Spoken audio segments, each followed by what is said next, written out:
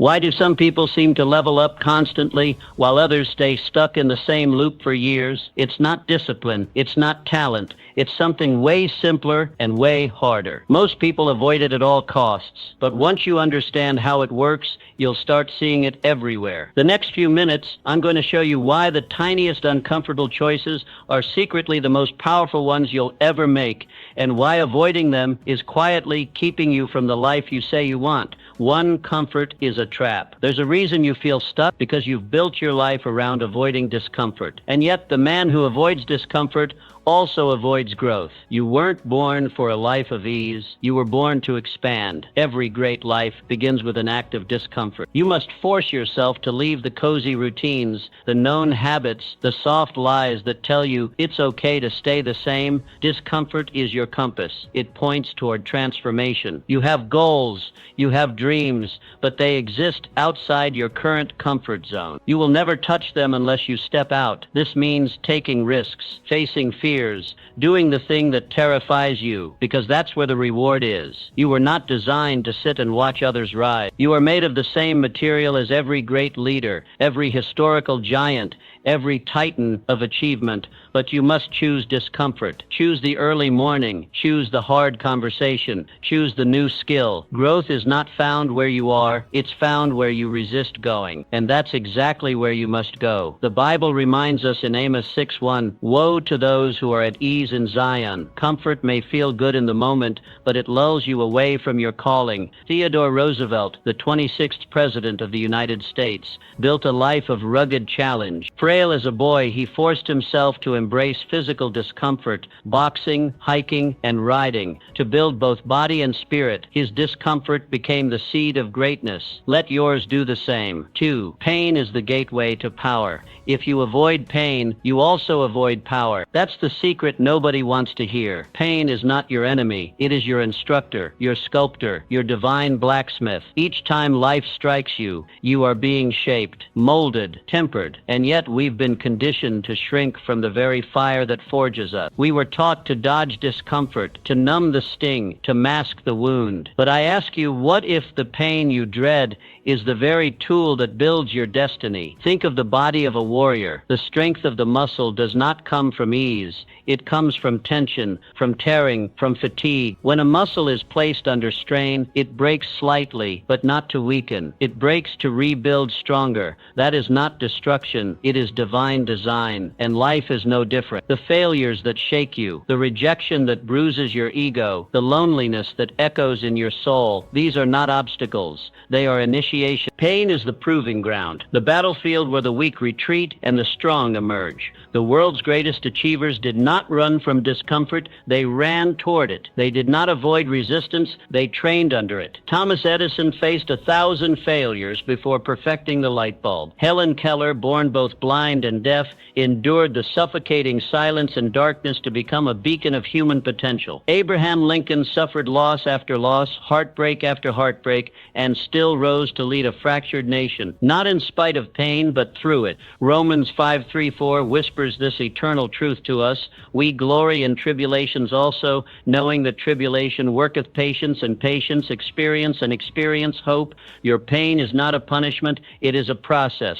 It refines your character, it burns away what is weak and reveals what is unbreakable. It tests your patience, sharpens your endurance, and teaches you how to hope. You must stop praying for escape. Do not beg for lighter burdens. Build a stronger back. Life is not meant to be easy. It is meant to be earned. Stop wishing for comfort. Wish for courage. Do not wait for the path to get smoother. Prepare your feet for the thorns. The moment you stop running from pain and turn to face it, everything changes. Because pain only chases cowards, but when you confront it, embrace it, endure it, you find it has no power over you. In fact, you take its power and make it your own. This is how warriors are made, not in comfort, not in silence, but in the fire. When you feel broken, know that you are being built. When you feel crushed, know that you are being crowned. Pain is the passage, not the prison. It is the corridor through which all strength must travel. So walk through it with fire in your eyes and steel in your spine. Carry your suffering like a sword, not a shackle. And remember, every scar scar you bear is proof that you survived the strike, and every step through pain is a step toward power. Do not retreat. Do not flinch. You were never meant to live a life of avoidance. You were born for the climb, the conflict, the crown. Let pain teach you. Let it stretch you. Let it forge you. For in your deepest suffering lies your highest strength and the glory of your true self waiting to emerge. That is how warriors are made. That is how you will be made. 3. Goals demand sacrifice. You say you want to win, but what have you given up to earn it? What have you laid on the altar of ambition? Every goal carries a price tag. Every dream issues an invoice. And if you are not paying that price daily in time,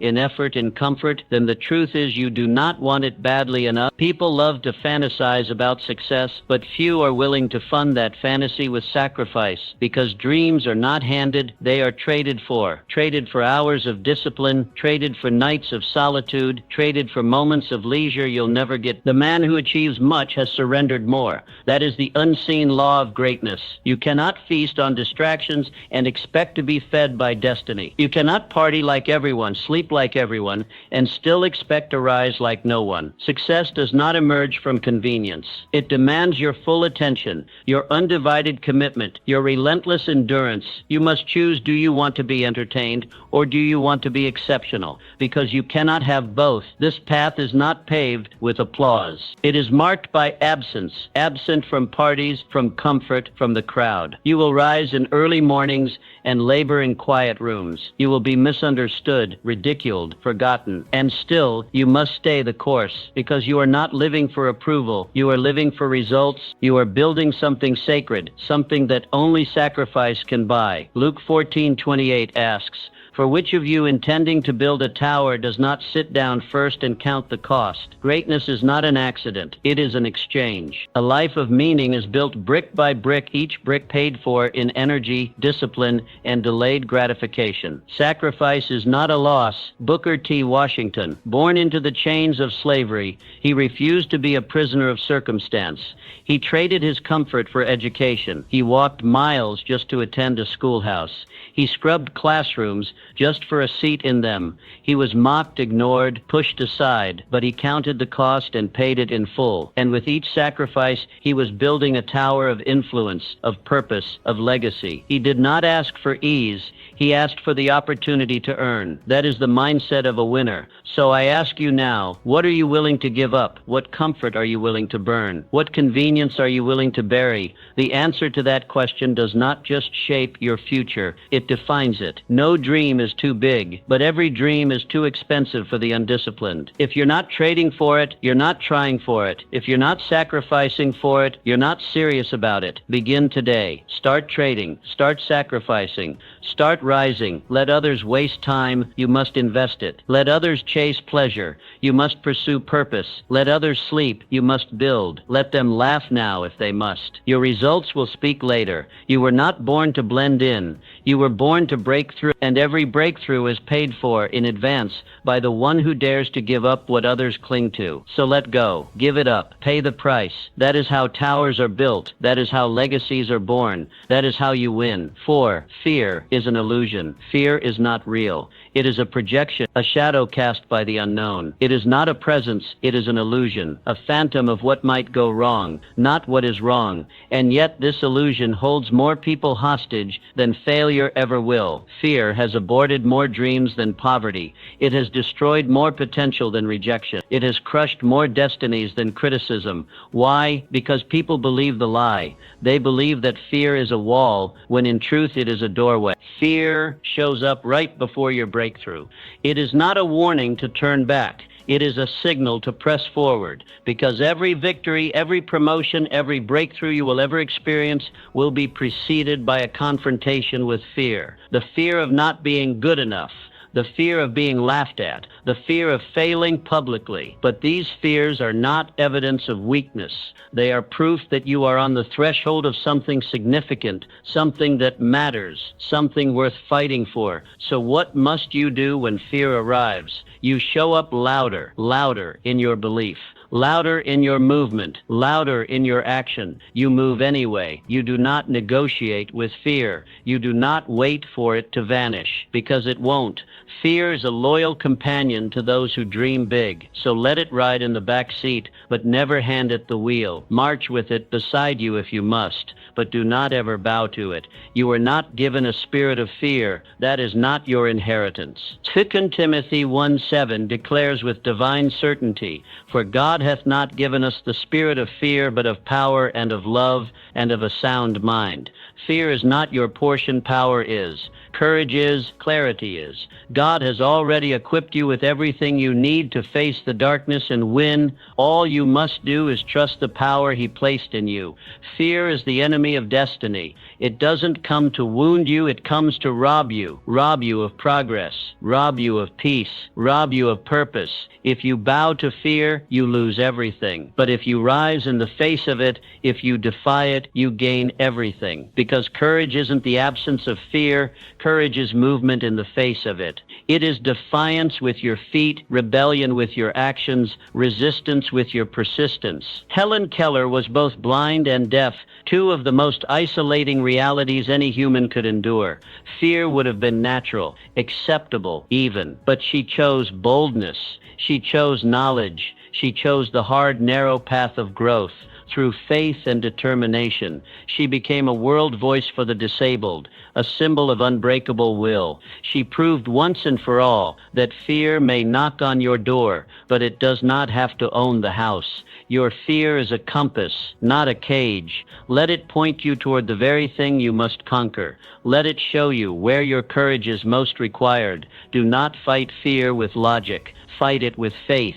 Fight it with motion. Fight it with decision. Stand on the edge of the unknown and take the step anyway. That is where champions are born. That is where destinies are made. So the next time fear whispers, "You can't," you roar back, "Watch me," because fear loses to faith every single time. 5. Self-belief is your launch pad. No one will believe in you until you believe in yourself. And that's not arrogance, it's alignment. The first person who must endorse your vision is the one staring back at you in the mirror. Before the world can support you, applaud you, follow you, or fund you, you must decide that you are worthy of that support.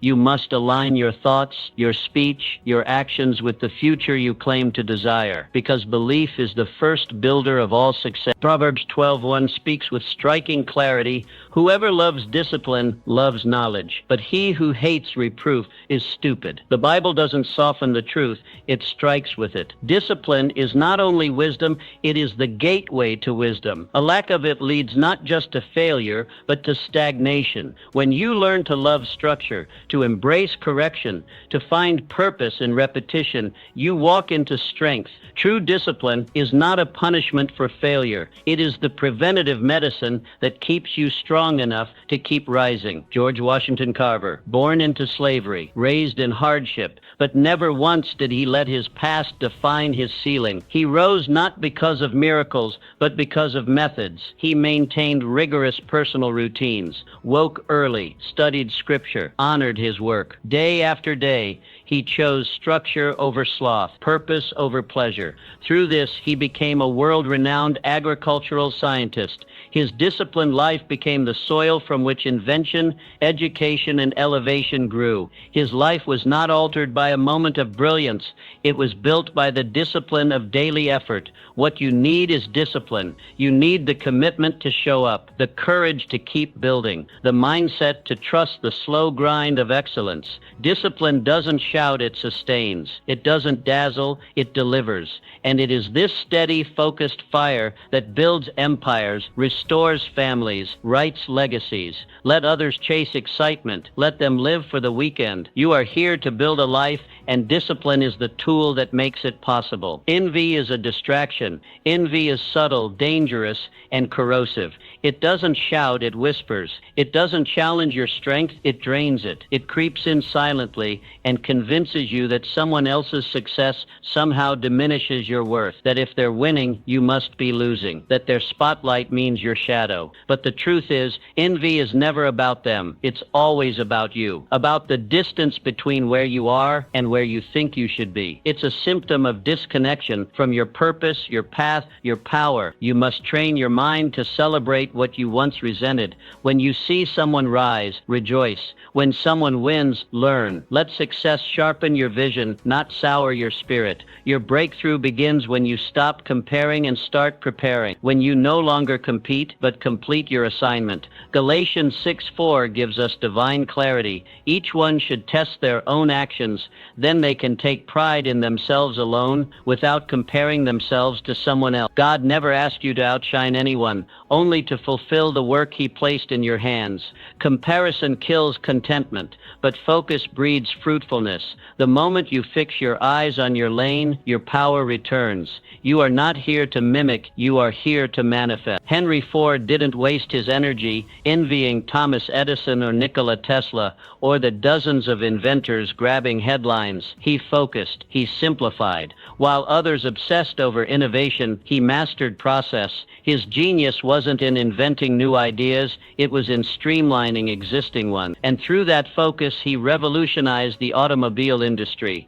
He didn't win by running in someone else's lane, he won by owning his own. That's the secret. You cannot win in a race you were never called to run, and there is no finish line in someone else's lane. Your timeline is yours. Your gifts are yours. Your journey is sacred and tailor-made. So stop glancing sideways. Every time you do, you lose seconds, steps, and strength. Turn your gaze inward. Work your assignment. Build your vision. Sharpen your tools. Because the moment you stop competing, everything changes. Peace returns. Joy expands. Momentum multiplies. When you no longer crave their life, you unlock the fullness of your own. Envy is a thief dressed in subtlety. Don't let it rob you. Kill it with celebration. Starve it with gratitude. Drown it with focus. And remind yourself daily, their win is not your loss. It's just confirmation that victory is possible. And when it's your time, your victory will be just as real, just as earned, just as divinely appointed. Focus. Finish. Flourish. 8. Proximity shapes your potential. You become like the people you spend the most time with. Their words echo in your thoughts. Their habits creep into your routines.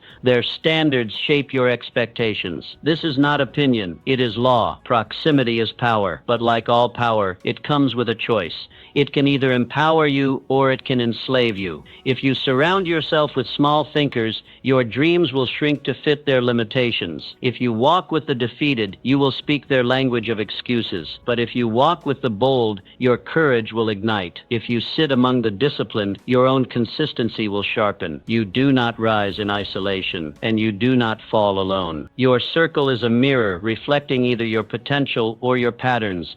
Your inner circle is not just a group of people, it's a direction. It is either a cage that traps you in comfort or a catalyst that propels you toward greatness. That's why you must audit it. Who are you around? What do they normalize? Do they challenge your complacency or coddle your mediocrity? Do they hold you to a higher standard or help you justify staying the same? Proverbs 13:20 lays it bare. Walk with the wise and become wise, for a companion of fools suffers harm. Wisdom is contagious, but so is foolishness. There is no neutral environment. Your surroundings are always working on you, either pulling you forward or dragging you backward. This is why your relationships are not just social, they're strategic. Your circle is shaping your future. Andrew Carnegie, one of the wealthiest men of the early 20th century, understood this truth. Though born poor, he built a financial empire that reshaped industry. But Mr. Carnegie didn't rise alone. He formed a mastermind group, a close-knit circle of thinkers,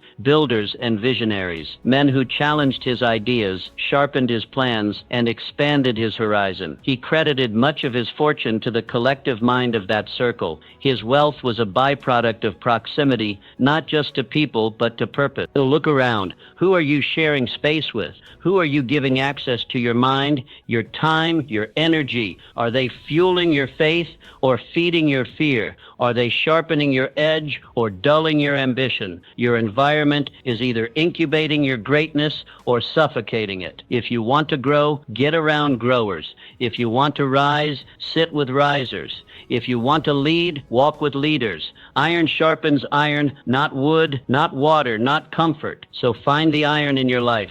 Seek those who make you uncomfortable in the best way, who don't let you settle, who call you higher, who won't applaud your stagnation. You don't need more time, you need better alignment. Your destiny is not locked in the future, it's hidden in your friendships. Choose them with sacred intention. Protect your proximity like treasure, because in the end, you don't just reflect your circle, you become it. And if you want to change your life, start by changing your company. The future you seek is already walking. Find it and walk with it. Not consistency beats talent. Raw talent is common. Every street, every school, every corner of the world has someone gifted. But talent alone is not the separator. The rarest and most valuable currency in the world is consistency. Everyone wants to be excellent, but few are willing to be consistent. Talent gives you moments. Consistency gives you mastery. You don't build a legacy in a single day. You build it brick by brick, action by action,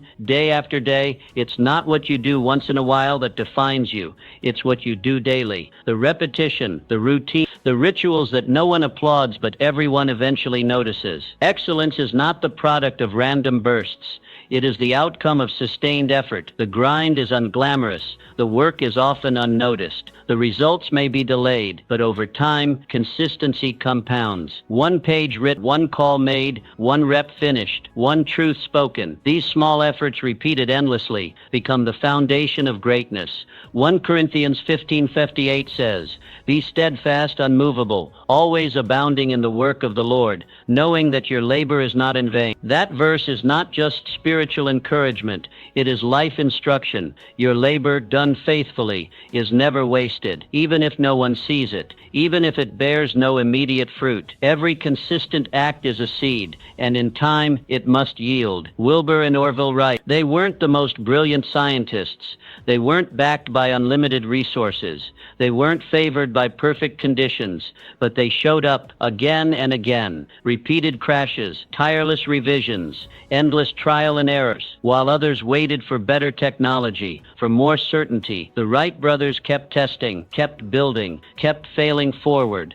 Their genius wasn't in brilliance, it was in persistence. And eventually the sky opened. Flight became real. History was changed. That is the power of consistency. You don't need the perfect plan. You need the perfect habit. You don't need to do everything at once. You need to do something every day. The man who keeps going long after it's boring is the man who wins. Because while others grow tired, he grows trained. While others seek motivation, he trusts momentum. Your dream is not asking for intensity. It's asking for reliability. Can you show up when no one claps? Can you repeat the action when the emotion fades? Can you still write when inspiration sleeps? That's where greatness is forged, not in lightning strikes, but in steady rain. So make your consistency your weapon. Build rituals that reinforce your purpose. Make excellence a system, not a mood. Let your discipline outlast your doubt, because the results you desire don't come from what you want to do. They come from what you're willing to repeat. Flight is not a gift. It's the reward of refusal to quit. So stay on the field. Trust the work. Repeat the step. And over time, watch your consistency become legacy. 10. Your destiny is waiting. Your life is not an accident. You are not here by chance or coincidence. You were born with purpose, wrapped in potential, and sent to this generation with divine intention. There is a reason you breathe today, a reason your heart beats through pain, through confusion, through every ordinary moment. But understand this, destiny does not chase. Destiny waits. It waits for your decision. It waits for your courage. It waits for your yes. Every excuse you make, every delay you tolerate, every moment you shrink back from purpose is another day lost. Your potential is not a guarantee. It is an invitation to rise, to build, to answer the silent call inside your spirit that says, there is more. Your gifts were not given to be buried beneath fear, distraction, or doubt. They were given to build something eternal, to plant seeds in the ground of this world that only you were designed to sow. The door of destiny does not open with casual interest. It opens to the man who knocks with fire in his chest, with unwavering intention, with the willingness to walk into discomfort, challenge, and uncertainty, because he knows the cost of disobedience is greater than the cost of difficulty. There is no shortcut to destiny. There is only a decision to step into it. Jeremiah 29:11 declares, "For I know the plans I have for you, plans to prosper you and not to harm you, plans to give you hope and a future." This is divine truth. God has a plan for your life, but He will not force you to walk it. He will invite you, but the steps must be yours. The journey must be yours. Heaven provides the blueprint, but you must build the life. Look at Florence Nightingale, born into wealth, surrounded by privilege, expected to marry, to host, to entertain. But she refused because she heard a calling deeper than comfort, a voice louder than tradition. She left the ballroom for the battlefield. She walked into war zones, not for glory but for healing, not because it was easy, but because it was hers. Her path was carved not by circumstance, but by choice. She redefined medicine and reshaped history. Her destiny was not revealed in ease, it was revealed in obedience. You have a Nightingale moment too, a sacred assignment, a unique calling, a path only you can walk. It may not look grand, it may not look impressive, but it will be yours. It will whisper to you in quiet moments. It will tug at you when you try to ignore it. And one day, it will demand an answer. The question is not if you were made for more. The question is, will you rise to meet it? Do not let destiny wait in vain. Do not spend your life rehearsing reasons when you were born to release results. Say yes, step forward, decide, because destiny is not random. It is relentless, and it is waiting for you. 11. Chaos reveals character. Everyone looks like a leader in the light. When everything is going according to plan, when applause is abundant and progress is visible, leadership seems easy. But storms don't reveal your potential. They reveal your preparation. When fear rises, when confusion reigns, when the plans collapse and the crowd scatters, that's when your character begins to speak. Chaos strips the mask. It silences the rehearsed speeches and exposes the real voice underneath. It shows who is rooted and who is merely reactive. In the moment of crisis, you discover whether your foundation was built on applause or on conviction. If you panic in chaos, you weren't prepared for purpose. If you stand firm, you've built wisely on principles, on faith, on unshakable truth. Psalm 46:1 says, "God is our refuge and strength, a very present help in trouble." In other words, God doesn't run from storms. He shows up in them. He doesn't wait for your life to calm down to get involved. He is present in the disaster, and He offers not just comfort but strength, not just escape but endurance. This is the secret of true leadership. It doesn't depend on the absence of chaos, but on the presence of God. Look at Frederick Douglass. Born into slavery, raised in oppression, he lived through America's most turbulent times, from the shackles of bondage to the battlefield of civil war. And yet through the chaos he rose, not because the world made space for him, but because his spirit refused to shrink. He educated himself when it was forbidden. He spoke truth when it was dangerous. He led not because it was easy, but because he was anchored. His moral compass didn't sway with public opinion. His vision wasn't dimmed by resistance. He stood when the world shook. And now, so must you. In moments of chaos, anchor deep. Return to truth. Don't react, respond. Don't shout,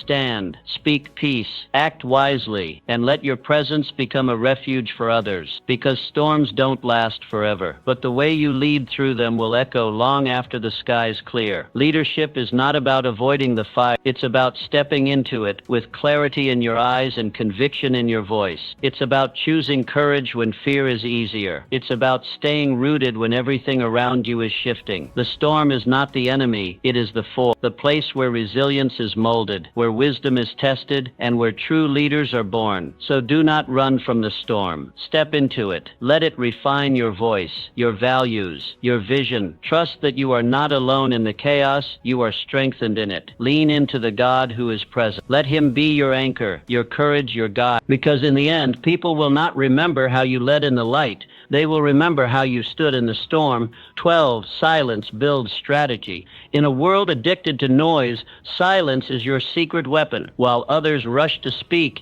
you learn to listen. While the crowd reacts, you reflect. While they post and boast, you build. Because silence is not emptiness, it is strategy. It is the stillness before the strike, the pause before the masterpiece, the quiet where clarity is born. Noise demands attention, silence commands it. If your life life is too loud, too filled with distraction, reaction, and overstimulation, your vision will remain clouded. You cannot hear purpose. Through constant static, you cannot build legacy amid chaos. To lead, to create, to rise, you must withdraw. Think deeply, design carefully, then act decisively. The loud life scatters energy. The quiet life focuses it. The wisest moves in history were not made with applause in the background. They were made in solitude, in the early hours, in the unseen work, in the places where no one is watching, but everything is taking shape. Planning is power, and it does not require a platform, only a pen and a mind at peace. Lamentations 3:26 says,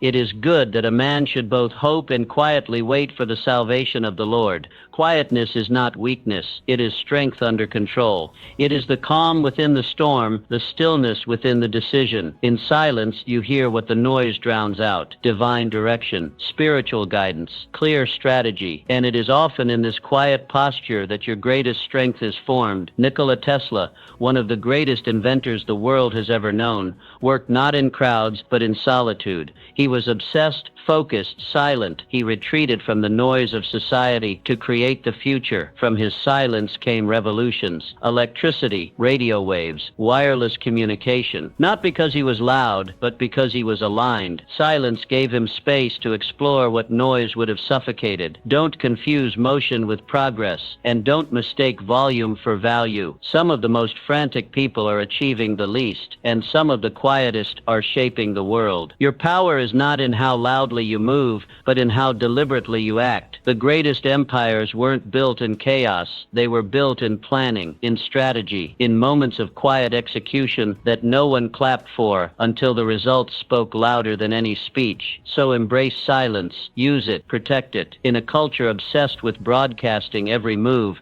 choose to master the pause. Think before you speak, plan before you act, build before you brag, and when your time comes, let your results make the noise. Silence is not hiding, it is sharpening. It is not withdrawal, it is warfare. Because when you step out of the quiet, you do so with clarity, with conviction, with command. That is the kind of strength that moves mountains, not through shouting, but through strategy. The world doesn't need more noise. It needs more depth, more clarity, more vision. And those things are only found in silence. So build your empire there, in the quiet, and let the echo of your work speak when the world is finally ready to listen. 13. Identity drives outcome. You will never rise above how you see yourself.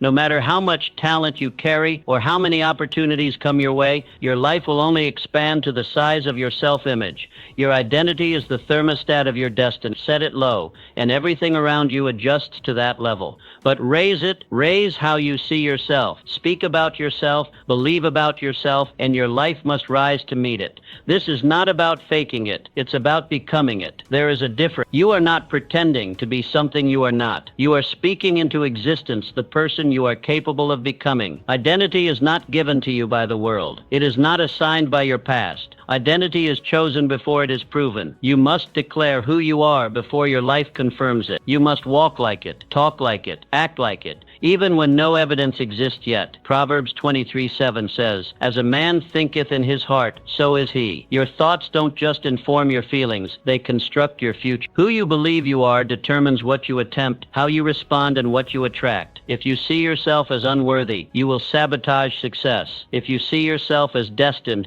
you will endure difficulty with purpose. Harriet Tubman was born into chains, raised in slavery, and surrounded by oppression. But she never saw herself as a slave. Deep in her soul, she believed she was meant to lead, to break chains, not wear them. And because she believed it, she acted on it. She escaped captivity, then returned again and again to lead others to freedom. Not because it was easy, but because her identity had already shifted. She wasn't walking as a former slave. She was walking as a liberator. Her vision of herself shaped her legacy and echoes through generations. You must do the same. Your current circumstances are not the final chapter. They are not your ceiling. They are your testing ground. But to rise above them, you must first rise within. You must change the way you see yourself, not as the victim, but as the victor, not as the overlooked, but as the ordained. Your future will not surpass your identity, so elevate your self-perception and your reality will begin to shift in response. Speak the identity you seek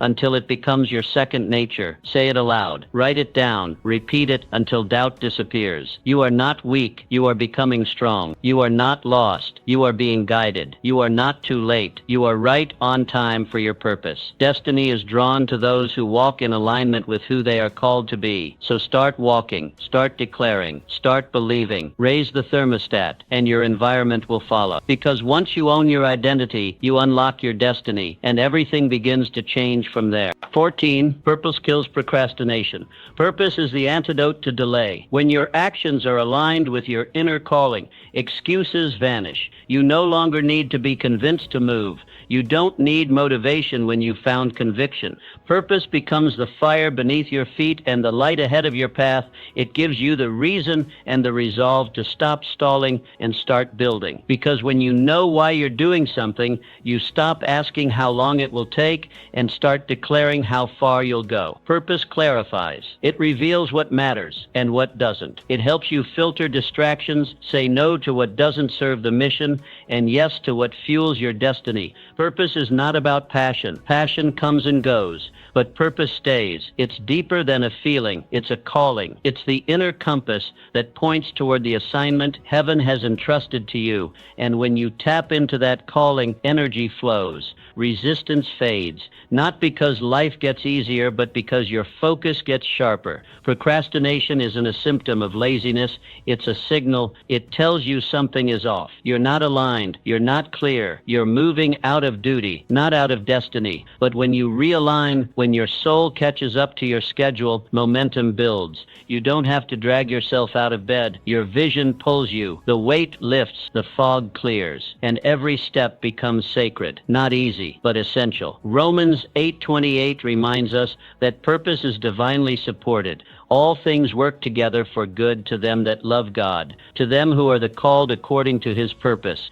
That verse isn't just comforting, it's commissioning. It tells you that if you're aligned with God's purpose, everything, every delay, disappointment, detour is being woven into something greater. Your setbacks are setups. Your waiting is not wasted. Purpose redeems the pause. Look at Clara Barton. She could have chosen a quiet life. She had every reason to stay in comfort, but purpose refused to let her settle. Through war, bloodshed, and disaster, she kept moving, not because she was unafraid, but because her assignment outweighed her adversity. Her legacy, the American Red Cross, was birthed in the heat of chaos. Purpose did that, and purpose won. Let it win in you. Stop waiting for perfect conditions. Stop asking for permission. Stop bargaining with fear. You don't need another sign. You need clarity. And clarity comes when you remember who you are, why you're here, and what's been placed in your hands. The world isn't waiting for another excuse. It's waiting for your execution, your yes, your step. Purpose is not a concept. It's a command. Now is the moment to release what you carry. Now is the moment to build what only you can build. Now is the moment to let purpose win. 15. Boredom is a sign of breakthrough. Boredom isn't the enemy. It's the testing ground of mastery. It's not the moments of excitement that shape you. It's the hours of unseen, uncelebrated repetition. It's the early mornings when no one is watching. The long stretches where nothing seems to change. The silence after effort.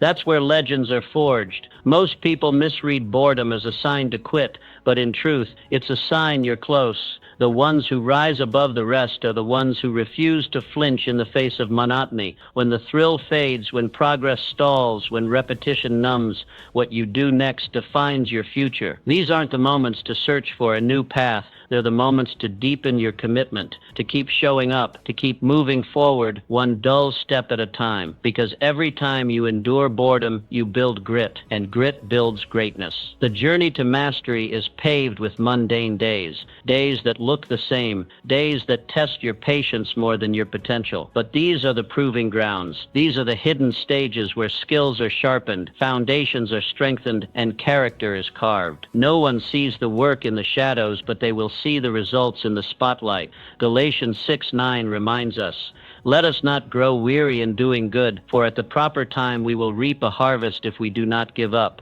The promise isn't given to the talented, it's given to the persistent. There's a harvest waiting, but only for those who stay through the dry season, who keep sowing even when it feels pointless. because God honors faithful labor, especially when no one else does. You must do the same. Don't fear the slow days. Embrace them. Don't resist the repetition. Master it. Every hour you spend in quiet discipline is a seed in the ground, and the harvest will come, but only if you don't stop planting. Boredom is not a wall. It's a hallway. You're not stuck. You're passing through. Keep walking. Keep working. Your pace may be slow, but your progress is real. And every step you take in the dull moments is shaping a future that will dazzle the world. Don't wait for excitement to return. Bring excellence to the mundane. That's where the masters are made. That's where you are made.